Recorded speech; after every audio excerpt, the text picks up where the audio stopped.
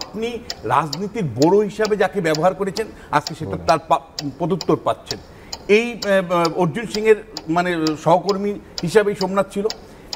যেই মুহূর্তে অর্জুন সিং বিজেপিতে গেছে, এই বাহুবলীকে লড়াইয়ে নামানোর জন্য আরেকটা বাহুবলী আপনি তৈরি করেছেন সচেতনভাবে। তৃণমূল কংগ্রেস থেকে এই বাহুবলী তৈরি হয়েছে। সোমনাথকে কার্যত লাইসেন্স দেওয়া হয়েছিল সেই সময়, সোমনাথ শ্যামকে, টু কাউন্টার অর্জুন সিং, এবং অর্জুন সিংকে প্রতিনিয়ত ব্যতিব্যস্ত করে রেখেছে পুলিশ প্রশাসন সঙ্গে নিয়ে। আজকে সে কেন জায়গা ছাড়বে?